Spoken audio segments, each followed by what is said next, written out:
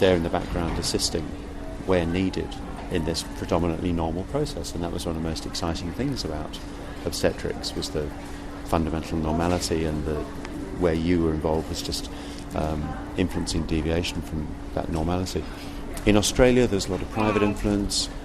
There are a lot of people who don't necessarily collaborate, and I think that unfortunately trainees are then very influenced by what's around them as they're training. And were you going to say something about your son's birth as well? I had 2 fabulous births, and he was one of them. But I guess the only thing I'd say about that is that each time we went through our midwifery group practice, the ones who I was meeting with and collaborating with on a weekly basis, I mean, I trusted enough that they were the ones that I wanted to be involved. And the first was in delivery suite, and the second was actually in the birth centre. And that was very interesting. I think that was noticed in the hospital by the midwives and by the obstetricians, because so many obstetricians themselves choose a very highly interventionist route. But, I trusted them implicitly, and they're the ones I wanted to have involved. That was Professor Alec Welsh, obstetrician, speaking there. The midwifery group practice he mentions is a term for continuity of midwifery-led care. So what factors give you the best chance at birthing safely? Being healthy, well-nourished and housed safely, living in the developed world with access to emergency obstetric care if required, being informed about how physiological birth occurs, receiving continuity of care from a carer throughout your pregnancy, birth and postnatal period, and planning to birth in an environment that supports physiological or normal birth. This last point is crucial if you're seeking a normal birth. If you are not supported by carers who understand this process, you are not likely to achieve a normal birth. These experienced carers can also avert or minimise complications that are often perceived these days as dangerous by using interventions such as simply a change in position. So birth takes careful preparation and planning. It isn't just down to luck. Labour and birth are simply painful, pointless torture. This belief is founded on the idea that labour and birth can only ever be torturous, but some women report that the pain, when managed carefully, is quite tolerable and that the experience can even be pleasurable. It's important to realise the role your beliefs play in influencing your health outcomes. Fear will cause the sympathetic nervous system to engage a fight or flight response, which will halt the birth process. By contrast, if a woman engages her parasympathetic nervous system, her body will be calmed and will function optimally. More about this in the next supporting belief number 6. This idea that labour and birth is pointless can make it seem like a kind of punishment to be endured and one that's best avoided.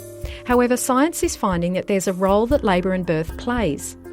Dr. Kirsten Small, obstetrician, speaks on some of the benefits of labour and that we don't fully understand its role yet. The newest round of stuff is around the microbiome and how important that journey down the vagina and past the perineum is in terms of acquiring the right set of bacteria, supplemented then with prolonged and early skin-to-skin contact and breastfeeding. There's also stuff around epigenetics, so turning on particular genes within the genetic code and turning off others, which seems to be quite different according to whether you were exposed to the normal physiological stresses of labour versus having a caesarean section with no prior labour. And that then gives us a mechanism to explain some of the things that we're seeing. So, for example, higher incidences of asthma and wheezing illnesses in children that are caesarean born than in children that are vaginally born. We're really just starting to scratch the surface, partly because our focus has been on, outcomes to the point that we discharge the baby from hospital and not so much the long-term follow-up afterwards to see what the consequences are. What data we've got coming in certainly seems to suggest that labour is important, whether or not that ends in caesarean or vaginal birth, but vaginal birth adds another layer of benefit on top of that. That transition from fetal life to neonatal life seems to need a certain degree of exposure to the stress of labour, that you need to have those contractions and that dip in the oxygen levels at the peak of a contraction, to be able to prime the respiratory system for breathing, to be able to prime the cardiovascular system to shift those important changes in where blood goes that happens immediately over the first couple of hours after birth, to turn on the brain in particular ways, to turn on the immune system in particular ways. Being squeezed down through the pelvis, particularly when you're head first, and then having your chest squeezed as your head's released, and then as the body emerges, the chest expands again, so suddenly there's this elastic recoil that tends to pull air back into the chest to help with that expansion of that first breath, which you don't get anywhere to the same extent at caesarean.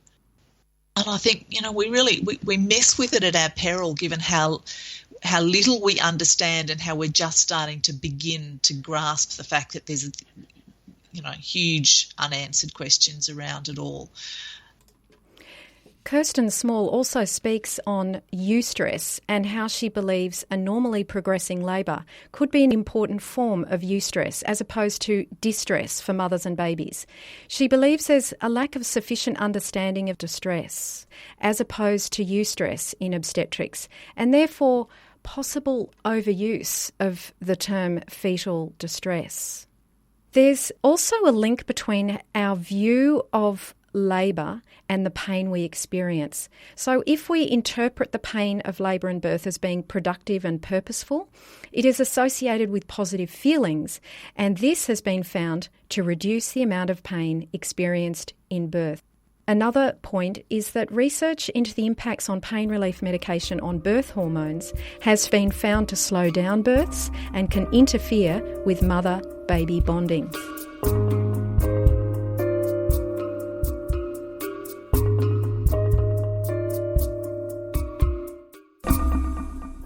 People who seek a positive experience in birth are selfish and exposing the baby to risk. This belief is founded on the notion that a woman's feelings play no role in the birth process. However, science shows this couldn't be further from the truth. The physiology of all humans is affected by their feelings, and the same applies to labour and birth. The birth process is regulated by the release of hormones in a specific sequence, such as oxytocin, beta-endorphin, adrenaline, noradrenaline, and prolactin. These hormones are released involuntarily by the limbic system in the reptilian hindbrain of ours, the oldest part of our brains. They are released more efficiently when our normally busy thinking prefrontal cortexes are relaxed and when we feel private, safe, and unobserved. Dr. Sarah Buckley, author, GP, and researcher on physiological birth. The core requirements for birth in all mammals is that the labouring female feels private and safe and unobserved in labour. If you think about in the wild, just the sense of being observed is a signal of danger, yeah? Human females, you may have noticed if you've given birth or attended births, generally find themselves in the smallest room they possibly can when that's available. And it's classic for a first-time mother to give birth in the toilet or in the shower, like a really small place where she can really fulfil those requirements for being private and safe and unobserved, and having people around her that she feels safe with. We're not, through evolution, designed to give birth with strangers. It's just it's a very strange thing to do in evolutionary terms. Lots of other mammals do have other members of their social group present with them, but they would never have a stranger there. The baby, as well as the mother, has these peak levels of hormones, and then they meet each other in this extraordinary peak hormonal state. Michel Odent, the French doctor, calls it the beginning of a great love affair. The way we feel in pregnancy also impacts how our brains are rewired by the experience of birth. An MRI study of mothers' brains shows the pleasure reward centres are wired to be maximally responsive to our own baby's cry when they experience the peak hormonal flows during labour and birth, followed by skin-to-skin contact and breastfeeding. People in labour also benefit from being in a familiar environment and one that supports the physiological process of birth. A Cochrane review found that when we labour in conventional birth rooms, we are more likely to experience interventions, including caesarean section. Alternatively, if we are in ambient, homely rooms, we are more likely to have a normal birth, as we are less likely to have medical interventions such as epidurals. One study found that simply covering medical equipment up with a painted screen shortened the length of labour by 2 hours and reduced requests for epidural pain relief. Medicalised spaces create the release of cortisol not only in birthing mothers but also in the staff who work in those environments every single day. Yes, pregnancy and birth are entirely new experiences for first-time parents, but ultimately they are the ones who have to live with the outcomes of their care. While decades of research show how much better outcomes are for families who are actively engaged in all decisions around their care, it can be overwhelming making your way through the wealth of information, much of it conflicting. But if you have continuity of care you trust, your carer will help guide you. If you can't find continuity of care in your region, consider hiring a doula, a birth attendant, to be a sounding board for you through the course of your pregnancy, or bring on board an experienced close friend or family member. A mother's experience is also important because the health and development of babies suffer if their mother is depressed. When a mother feels positive about her birth experience, however it unfolds, and feels loved and supported, they're much more likely to be the parent they want to be. So it behoves a mother, her family and wider community to protect a mother's emotional state. Let us know if you are happy with your maternity care. You can contact us by writing to hello@pbbmedia.org and our Facebook page, Pregnancy, Birth and Beyond Media.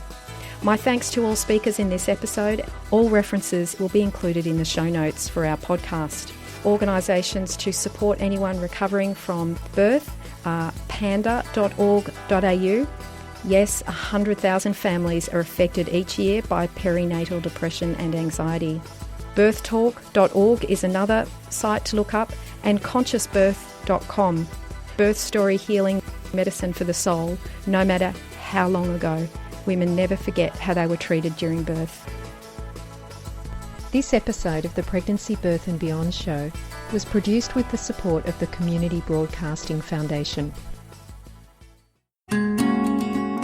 We hope you've enjoyed this week's Pregnancy, Birth and Beyond show. Tune in next week for more radical and soulful radio, bringing us full circle. Our radio show now has a Facebook page. Take a peek, say hello, become a fan and stay up to date with the show. Go to facebook.com/Pregnancy, Birth and Beyond Radio.